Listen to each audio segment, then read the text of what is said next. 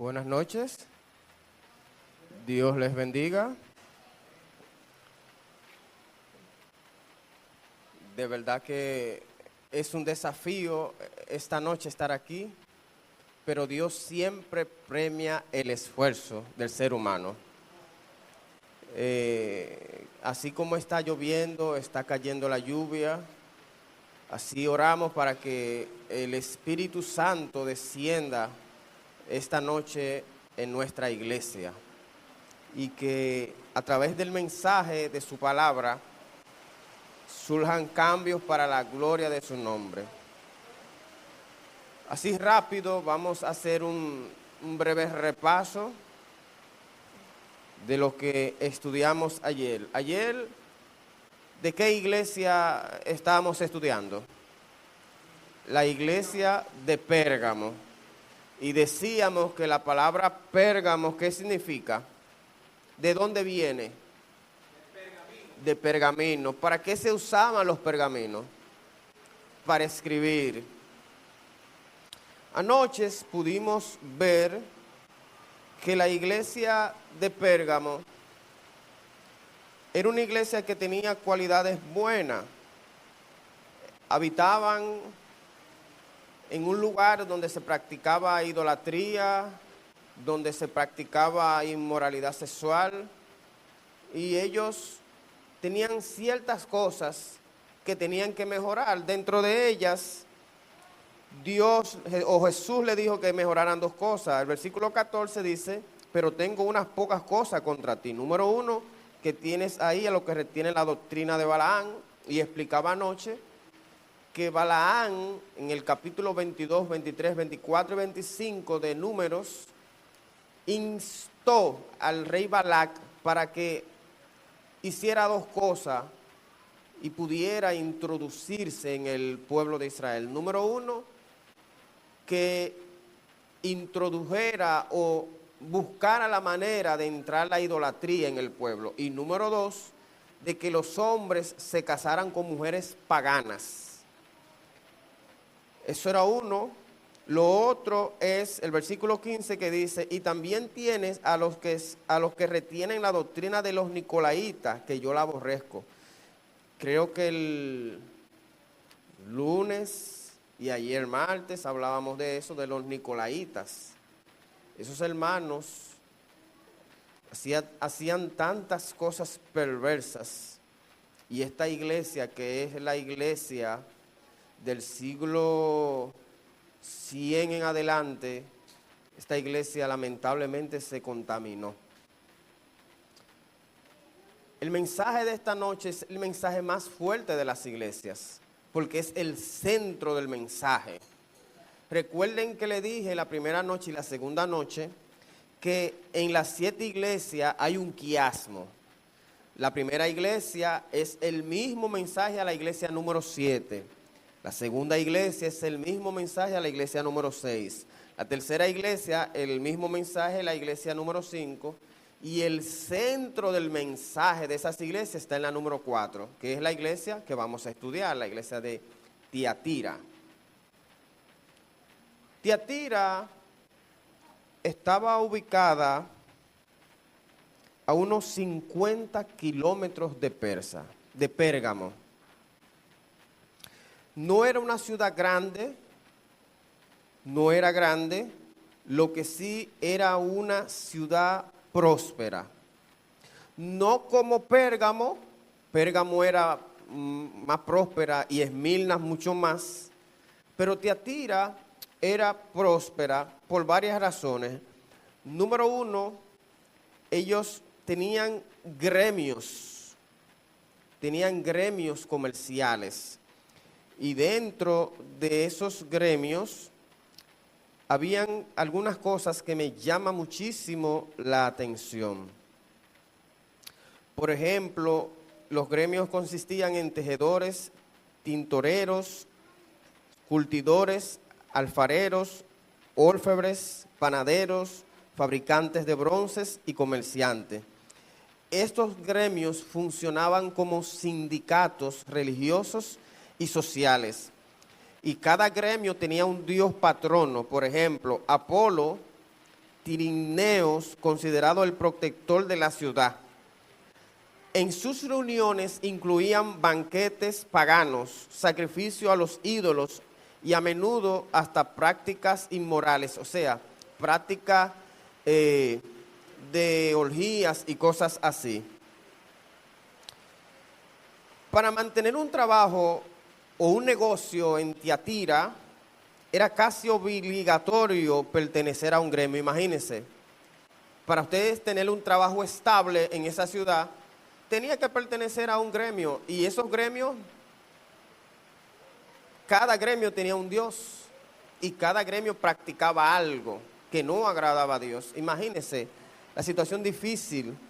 Si se negaba a participar en los rituales paganos, perdían el sustento y eran hasta excluidos de la ciudad de Pérgamo, de Tiatira. Qué difícil era para esos hermanos. La ciudad de Pérgamo producía púrpura.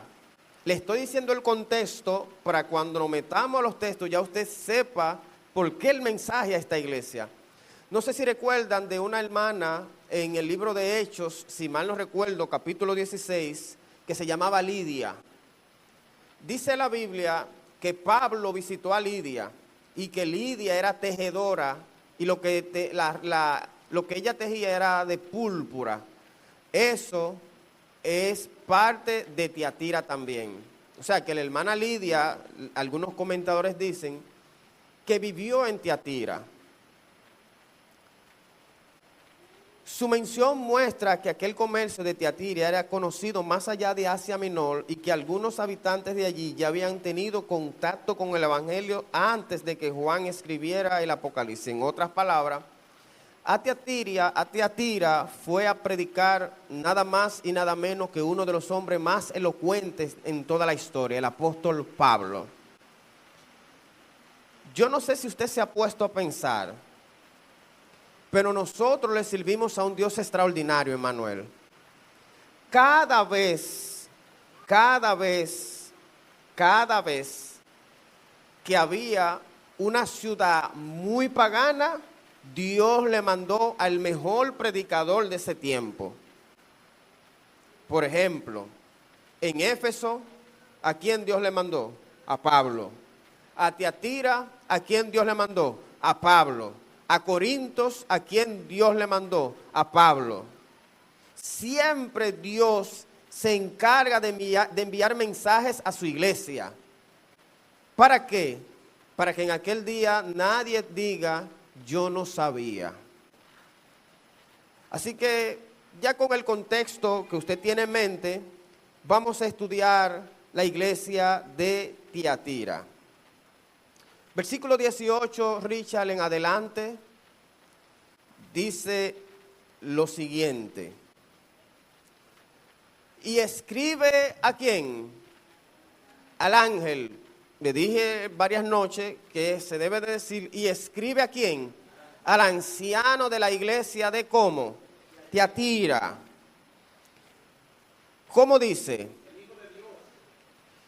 No sé si le llama la atención. Es la primera iglesia que Jesús se describe literal. Le está escribiendo el Hijo de Dios y ahora dice, el que tiene ojos como llama de qué? Y pie semejante al bronce bruñido, dice esto. El Hijo de Dios subraya la autoridad y la divinidad de Cristo. O sea, por sentado le está diciendo, yo soy Dios. Cuando dice ojos como de llama de fuego, significa que Dios o Cristo todo lo ve y todo lo discierne. Y donde dice pies de bronce bruñido, representa pureza, firmeza y juicio justo.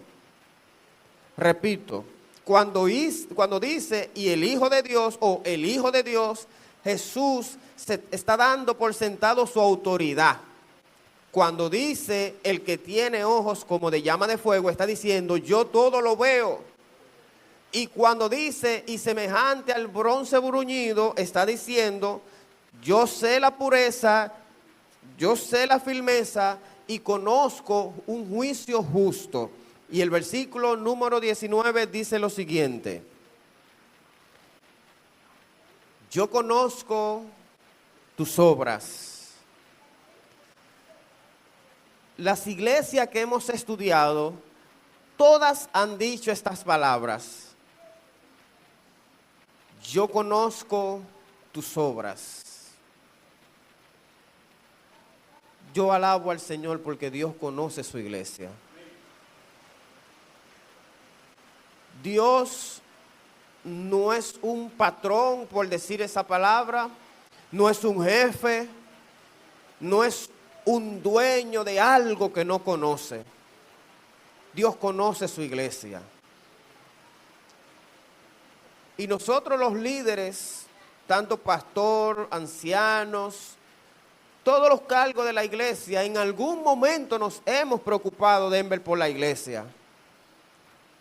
Yo no sé si le ha pasado, pero en algún momento se nos ha ido el sueño pensando en la iglesia.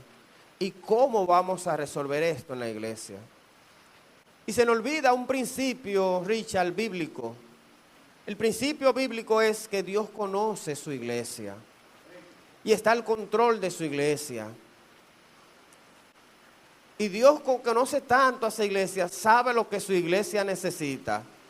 Y el texto dice ahora algunas virtudes que tenía la iglesia en Tiatira. Dice que ellos eran amor, tenían fe, tenían servicio y que también eran pacientes. Y que tus obras postreras son más que las primeras. Donde dice obra, donde dice amor es motivación, una motivación correcta.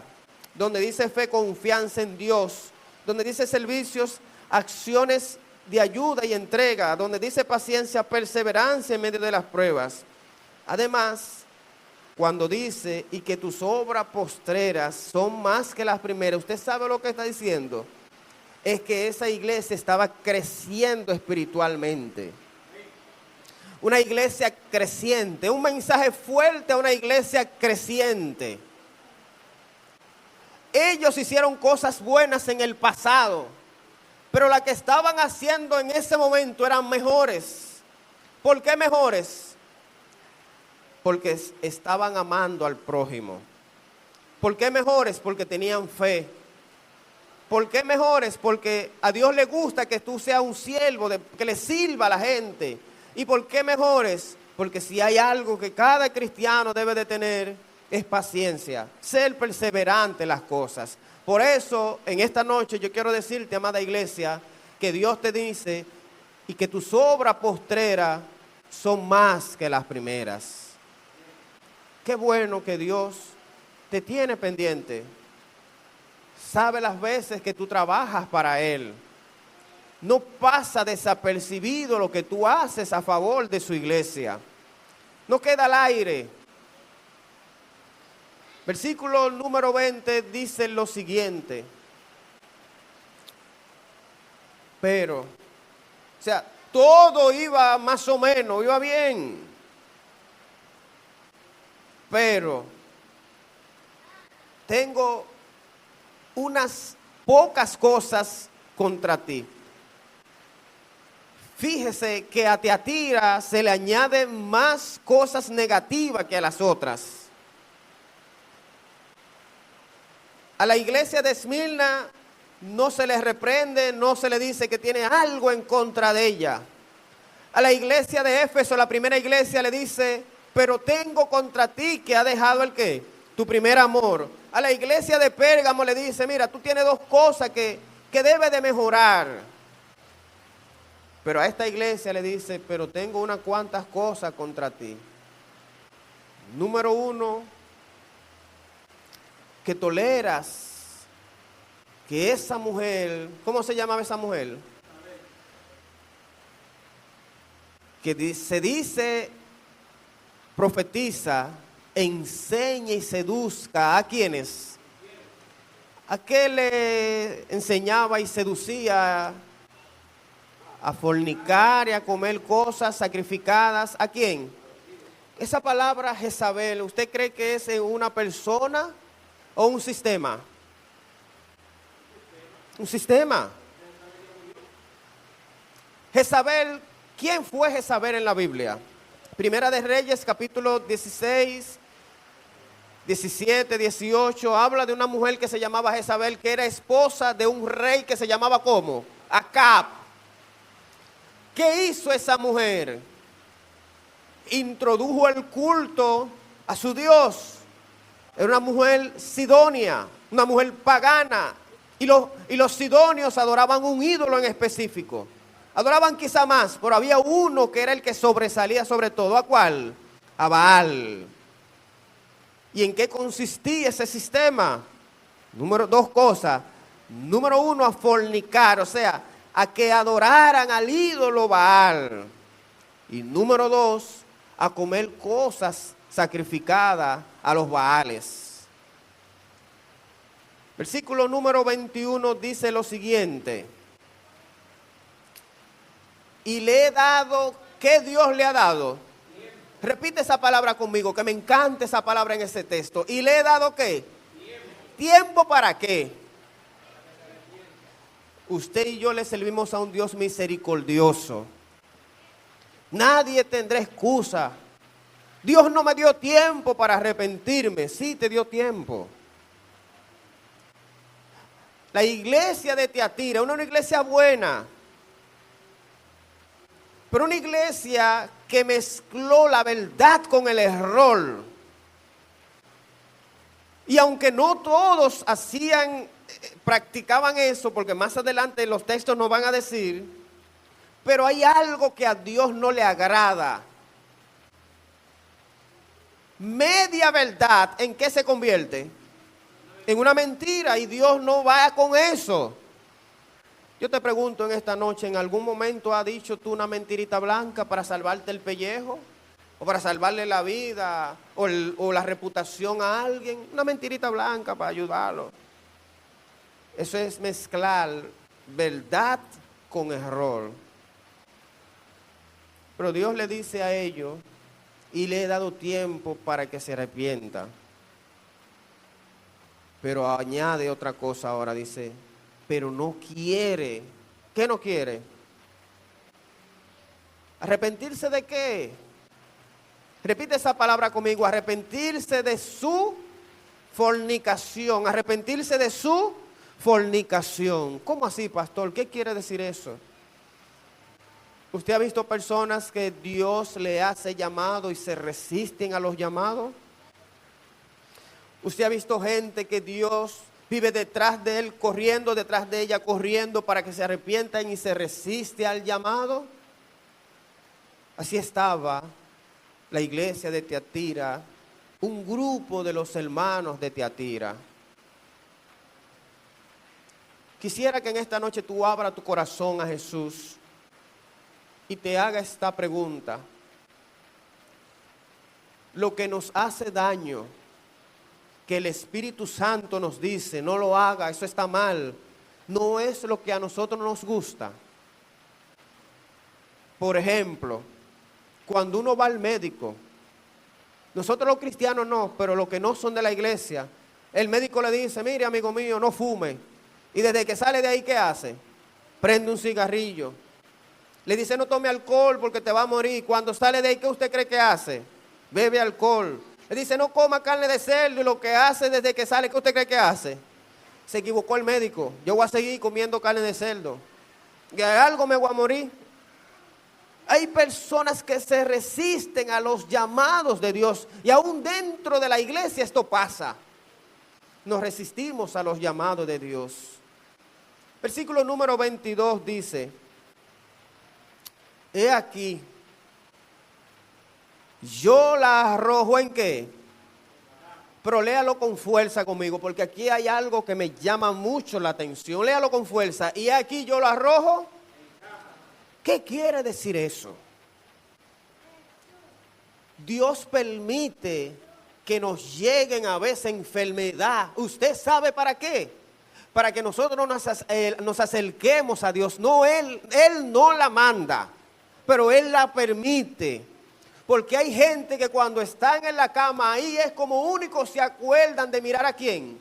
A Dios.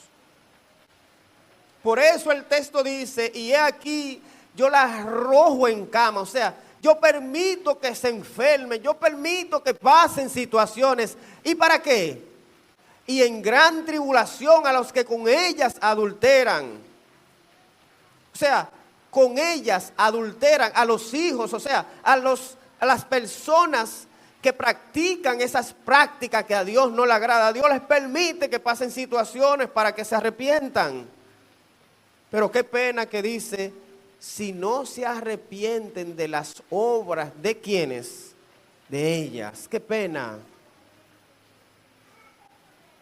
Yo me pregunto y te pregunto en esta noche, ¿qué le falta a Dios hacer para que nosotros entendamos que Él nos ama? ¿Qué le falta a nuestro Dios hacer para que tú y yo cada día caminemos más de cerca con Él? ¿Qué le falta? Desde mi punto de vista humano, pecador, yo digo, no le falta nada. ¿Ha hecho milagro Dios a nuestro favor? Yo sé que sí. ¿Nos ha abierto mares? Yo sé que sí. ¿Ha dado bendición a cada uno de nosotros? Yo sé que sí. ¿Qué más le falta hacer para nosotros entender que Él nos ama? No le falta nada. Nosotros somos rebeldes a los llamados que Dios nos hace, mi hermano Denver. A mí me entristece las cosas en ocasiones de Dios, Emmanuel. Usted sabe lo que yo soy, quien necesito la salvación. Yo soy quien necesito estar corriendo detrás de Dios. Y es lo contrario. Dios sí es quien corre detrás de mí para salvarme. Una locura. Versículo número 23 dice lo siguiente. El 23 dice, y a sus hijos heriré ¿de qué?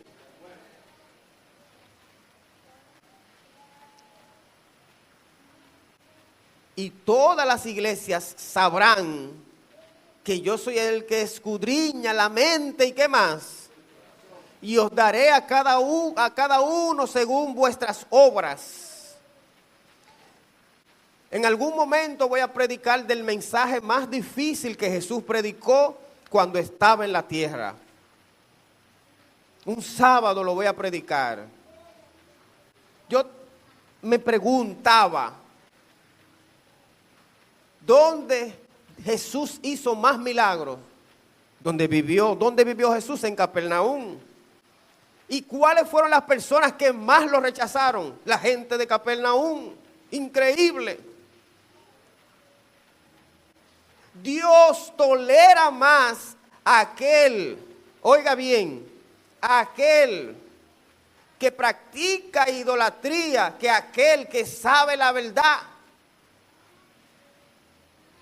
Dice el texto, y os daré a cada uno según vuestras ¿qué? De acuerdo al conocimiento es que Dios te va a juzgar. Y la iglesia de Tiatira tenía conocimiento, como tú también lo tienes. Yo no sabía, no tiene excusa. En algún momento alguien te ha dicho, te ha hablado de la palabra. No tiene excusa. Versículo número 24 dice, pero a vosotros y a los demás que están ¿dónde? A cuantos no tienen ¿qué? Y no han conocido lo que ellos llaman las profundidades de Satanás, yo os digo, no os impondré otra carga. ¿Qué quiere decir eso, pastor? Cuando dice, pero a vosotros y a los demás que están en Tiatira, a cuantos no tienen esa doctrina, nos está diciendo que en Tiatira había un grupo, un remanente que no practicó, que no se mezcló. Y me llama mucho la atención y me gozo porque Dios siempre tiene un remanente. Siempre tiene un grupo, no es que Él los selecciona. Es que ellos deciden permanecer, ser fieles a Dios. Y a eso Dios le llama remanente. ¿Cómo Dios le llama? Remanente. Y Dios le dice a ese remanente, a ese pequeño grupo, y no han conocido lo que ellos llaman las profundidades de ¿qué? O sea, Él le está diciendo lo que ellos practican, que creen que son lo que saben. Jesús le dice, yo no os digo, no os impondré otra carga, o sea, permanezcan así mismo como están. Versículo 25 dice, pero lo que tenéis, dice ahora, retenedlo hasta cuándo. ¿Qué ellos tenían? ¿Qué ellos tenían?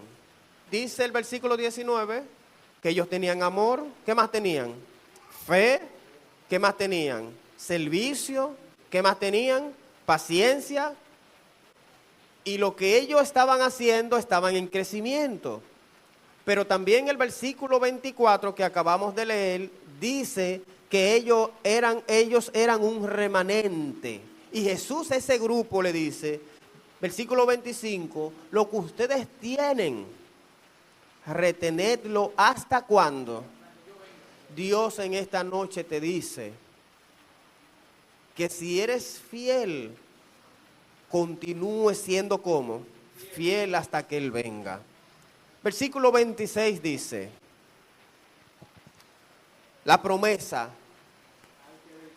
al que venciere y guardare mis obras, ¿hasta cuándo? Yo le daré autoridad. ¿Sobre qué? Párelo ahí. ¿Qué quiere decir eso? Al que venciere, o sea, a los que permanezcan fieles en Tiatira y para nosotros, que es un mensaje para nosotros, y guardaré mis obras hasta el fin, yo le daré autoridad sobre las naciones. O sea, que usted y yo vamos a reinar con Jesús para siempre. Y añade algo más, versículo 27. Y las regirá. ¿Con qué? ¿Y qué más? Como yo también la he recibido ¿de quién? Con vara de hierro, o sea, con autoridad. Y los paganos serán quebrados como vasos de alfarero.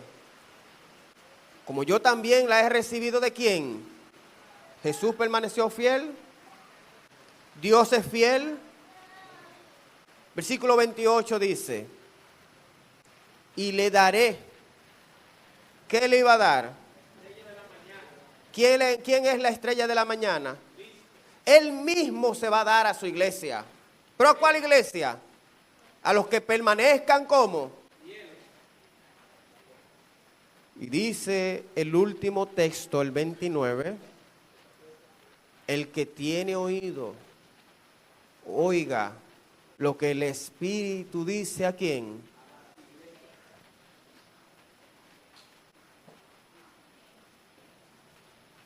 ¿Usted ha visto jóvenes en la iglesia que por ser fieles pierden trabajo?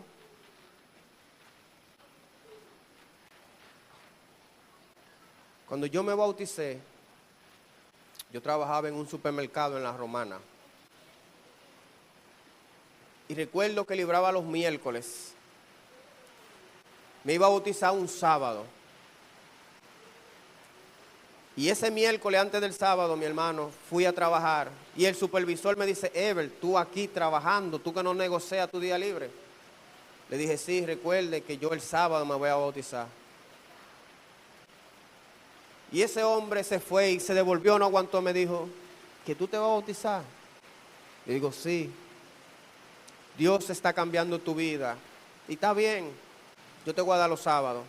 Él sabía que yo era alcohólico. Me dieron los sábados. 1 año y medio pasó dándome los sábados. Y al dueño de la compañía se le ocurrió que yo tenía que trabajar los sábados. La posición que yo ocupaba era una posición muy importante.